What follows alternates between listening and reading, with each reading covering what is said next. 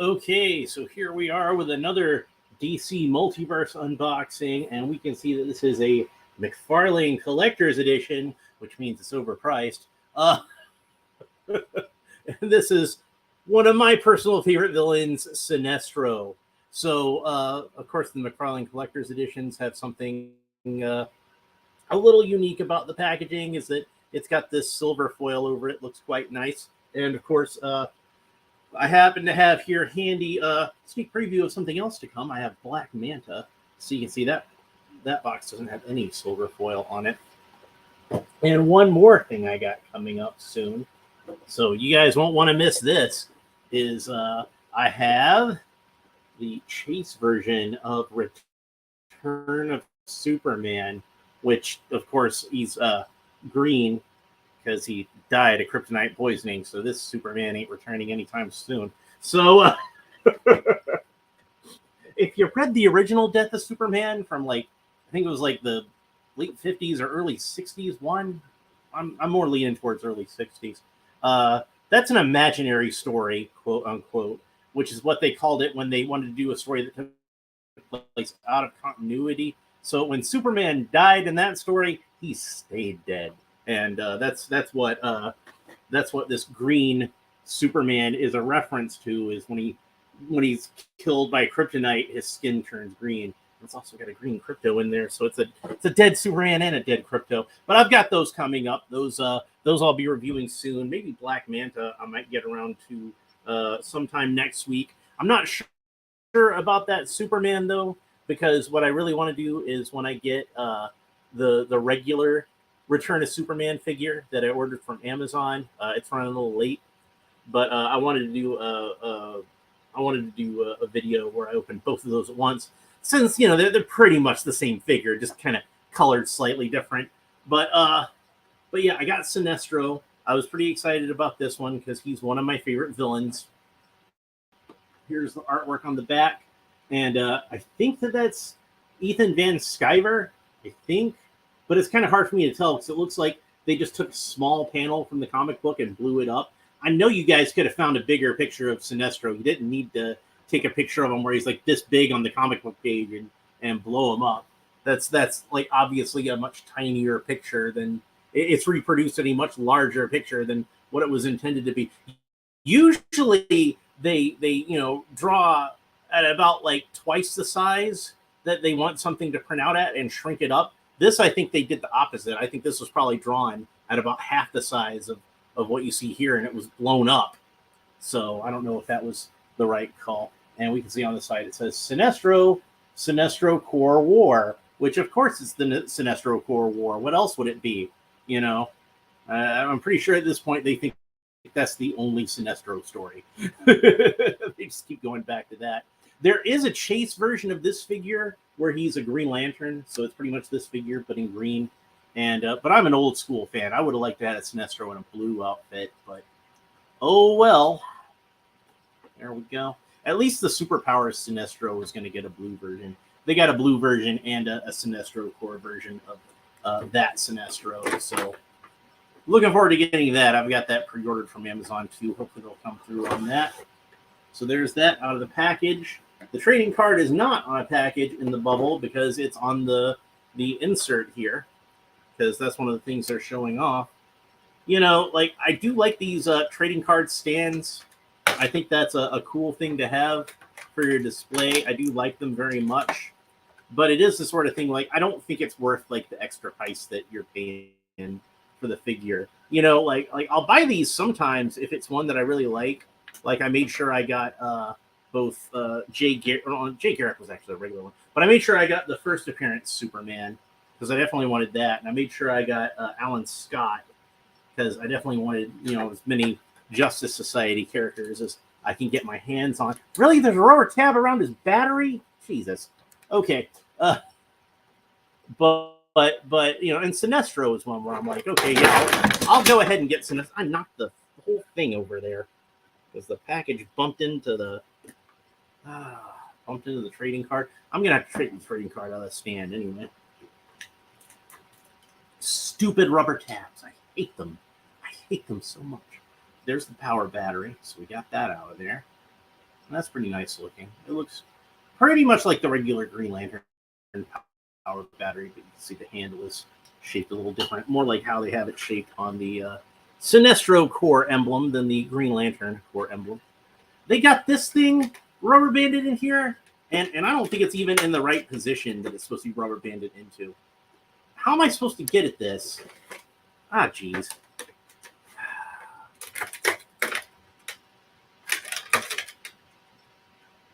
Is it those annoying double ones? I think it's those annoying double ones. Dear Mcfarlane, it's not the 1970s anymore. Please stop using these annoying rubber tabs. Sincerely, the guy who bought your overpaid action figure.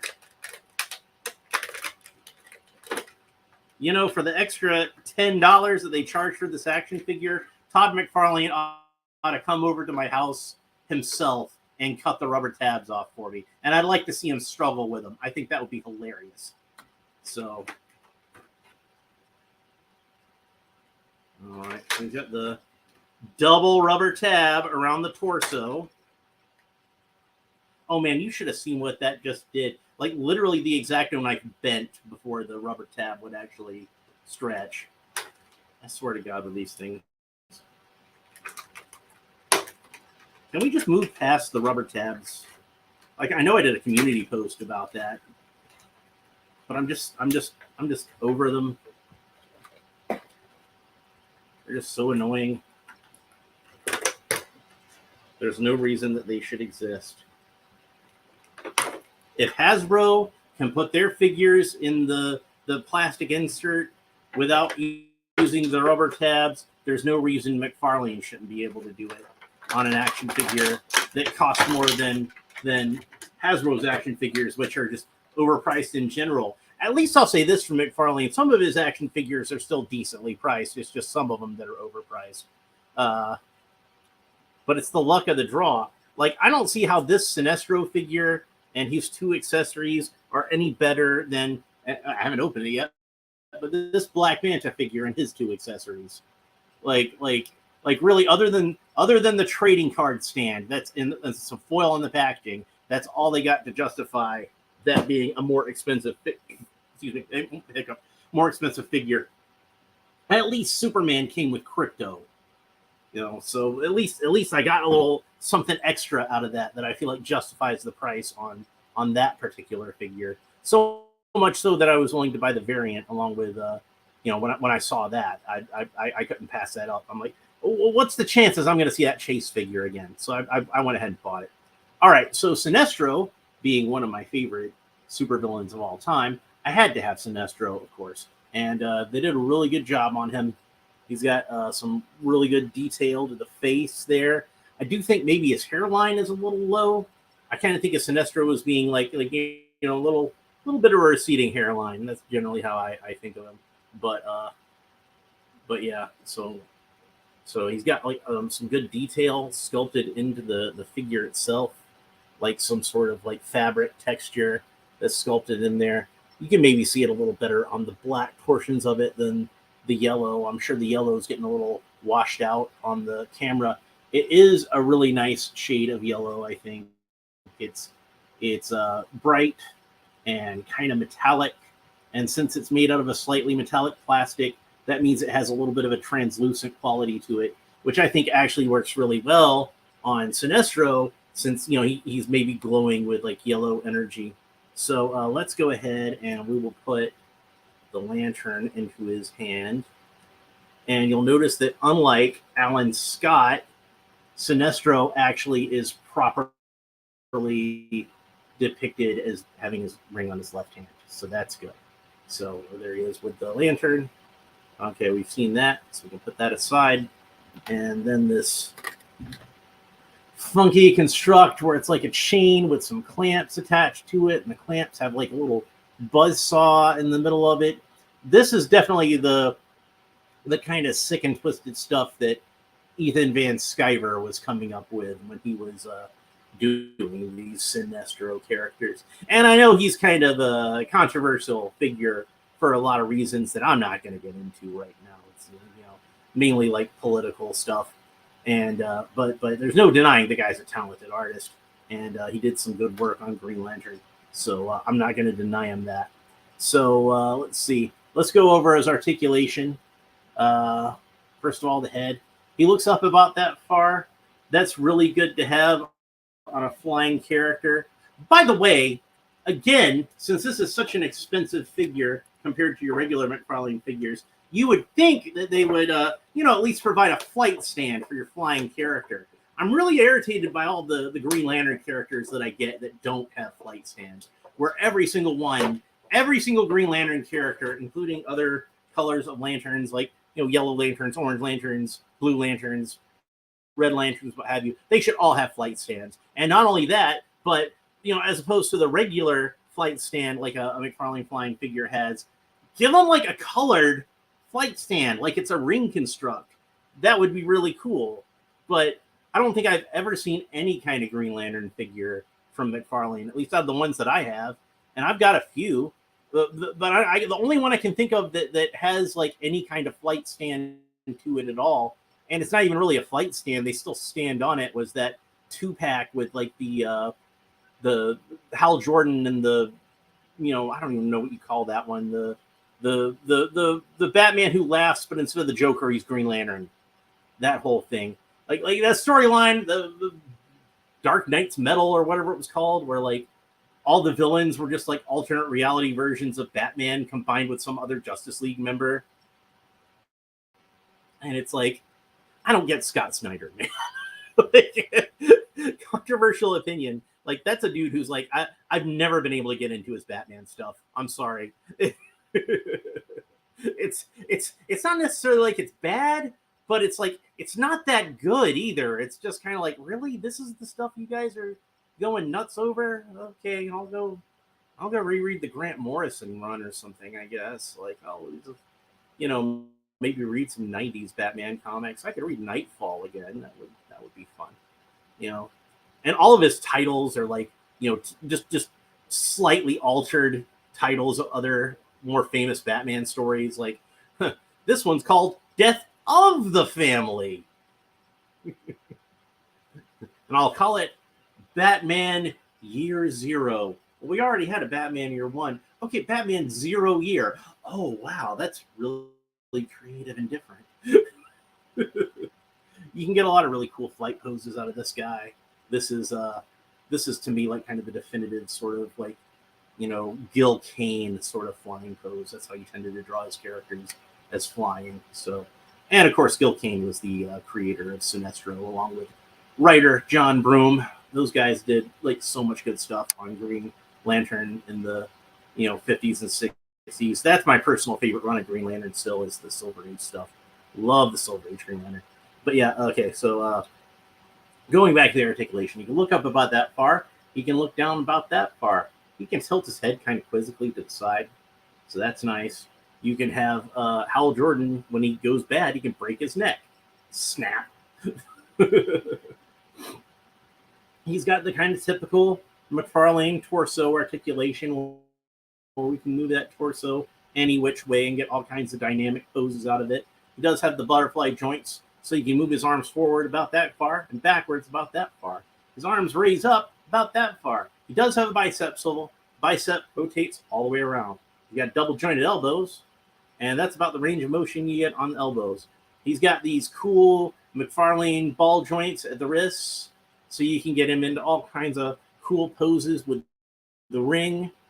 This is a character that I think especially benefits from that great Mcfarlane wrist articulation. You can get him into like, some of these poses where he's like staring at the ring, like that one cover at Rebirth where he was a Green Lantern again and he was staring at the ring. You can get him into kind of that pose. That's cool. So let's see, legs move up about that far. They're a little bit hindered by the rubber trunk piece, as the Mcfarlane figures usually are, but that's enough to get him to sit down, I guess. He does have double jointed knees, so there we go. Knees bend, good range of motion at the knees. I don't think he has a boot cut, which is odd to me, because this is clearly a separate piece of plastic from the boot to the upper shin. So you would think it would rotate, but no, it just seems to be glued on there. So unless mine's just really, really stuck, it ain't moving. So that's a surprise. But he does have the cool Mcfarlane ball joint at the ankle, and it is the newer type of ball joint where it's kind of more flush with the ankle. So it's not obviously a ball joint, but it basically is a ball joint. So you can point his toe down about that far, point his toe up about that far. Excellent range of motion on those boots. And of course, the even though you don't have a boot cut, the ankle does rotate all the way around that way. So it's still got some articulation to it. And then, of course, it rocks back and forth. And you could twist that all the way around, but I don't see why you'd want to. And then, of course, he's got toe articulation just to show off. So Sinestro was first introduced in the Silver Age Green Lantern comics. And originally he had a blue costume. And a lot of people say it makes a lot more sense for him to have a yellow costume because he's got a yellow power ring. And in hindsight, yeah, that does make a lot more sense. But when they first created Sinestro, he actually didn't have a power ring. He was a renegade Green Lantern, true, and he had been, kicked out of the Green Lantern Corps, but he was just kind of like, other than that, kind of a generic space villain who did space villain kind of stuff. He didn't really have a power ring until his second appearance, when after he'd been banished to the anti-matter universe of Quard and met the Weaponers there, they forged him this yellow power ring, which then he wielded as an enemy of Green Lantern, the entire Green Lantern Corps, and especially Hal Jordan. He was not originally the mentor of Hal Jordan, as we would see in later comics. That was something they came up with in the post-crisis era. And a lot of people like that that element of the character because it does give a little bit more of a personal edge to their grudge. And, it is the sort of thing where it's kind of the trope of the supervillain and the superhero used to be friends, but now they're bitter enemies. So, your mileage may vary on which version of Sinestro's origin you prefer. Whereas, he first met Green Lantern, Hal Jordan, after he became, a supervillain and was kicked out of the Corps, or if they were comrades at some point. It might have even been the sort of thing where maybe if they thought about it from the beginning, they could have introduced him in there as like a mentor figure to Hal and then had him go bad. But, they were making this stuff up as they go along, just like how I said he didn't have a ring in his first appearance. He didn't get that till his second appearance. So when he first appears and he's wearing a blue costume, it doesn't make any more or less sense than if he did have a yellow costume. And the reason they gave him a yellow power ring is because Green Lantern's weakness was yellow. And so, of course, they got into this whole thing in Green Lantern Rebirth where they introduced the concept that green was the color of willpower and yellow was the color of fear. And the whole reason that the Green Lanterns really had a weakness against yellow was there was this creature called Parallax that the Guardians had imprisoned inside the battery. And eventually that creature had possessed Hal Jordan. And that's what made him become Parallax, as he was actually, possessed by this insectoid monster. And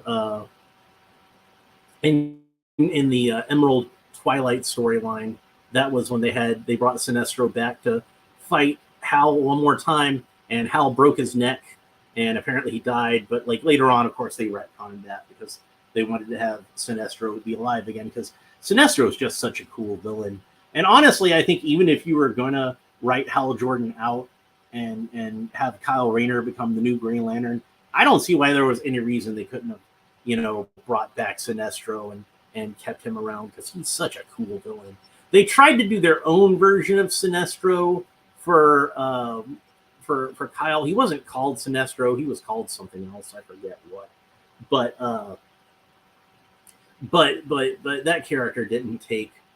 And the original idea of this ring was that he could steal power from the Green Lanterns with it. That would be another thing, is he charged his ring by attacking a Green Lantern and charging up his ring that way. And then for a while, Guy Gardner had this ring when he'd been kicked out of the Green Lantern Corps. So he would have to meet up with a Green Lantern every once in a while and charge up his yellow power ring again. And then I forget the name of this character. I didn't think he was a very good character, honestly, but the character that they created to be Kyle Rayner's equivalent of Sinestro, he had this ring again. So, but he just was kind of lame. I don't like that character, especially when like I had this Sinestro to think about, the original Sinestro, the real Sinestro. Like that character wasn't even named Sinestro. So yeah, I say he was, Kyle's Sinestro, but I really just mean he filled that role. So kind of like if you would say the Joker is the Moriarty to Batman's Sherlock Holmes, that kind of thing. But when they did Green Lantern Rebirth and they brought Hal Jordan back, of course they had to bring back his greatest enemy. But I think Sinestro is a cool enough enemy that he can stand on his own and just be an enemy to like whatever Green Lantern is, like the sitting Green Lantern at the time. Unless Sinestro himself becomes Green Lantern again, and then I guess he's his own worst enemy. It's no surprise to me, I am my worst enemy. Didn't mean to call you that. Okay, I'll stop singing now. But yeah, I've been wanting for Mcfarlane to do a Sinestro figure for a long time. And even though he is one of the more expensive, he's part of that more expensive collector's edition set, if I happen to see the green one, I'll go ahead and buy that one as well.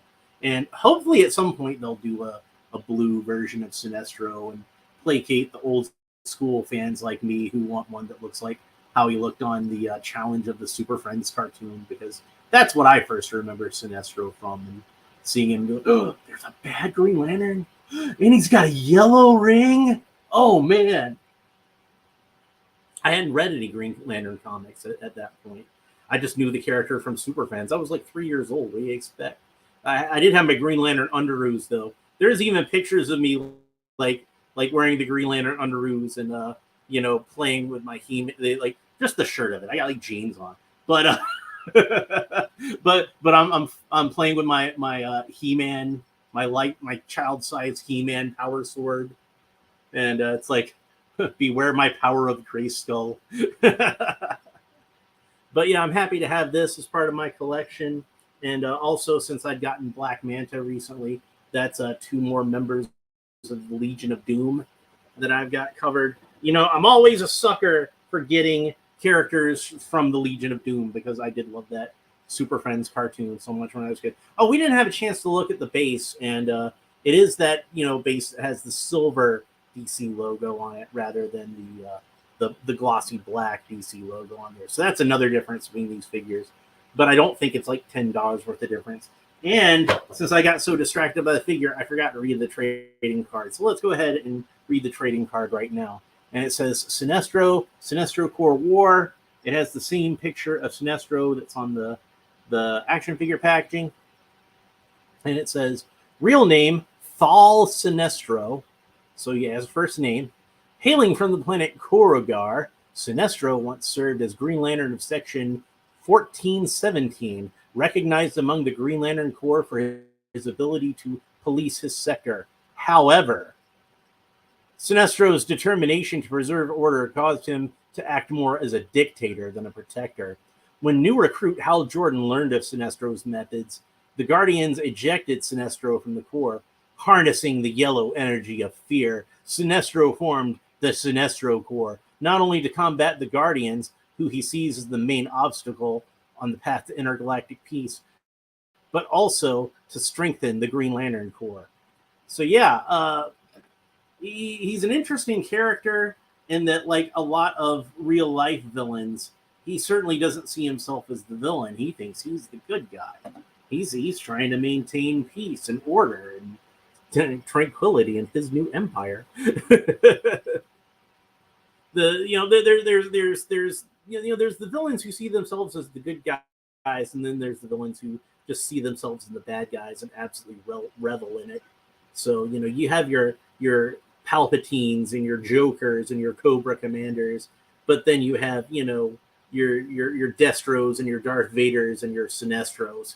So he definitely is kind of a special character in that regard. I always found him really interesting. I always really liked Sinestro. Sinestro is probably actually my personal favorite Green Lantern villains. So glad to have him in my he's my favorite Green Lantern character.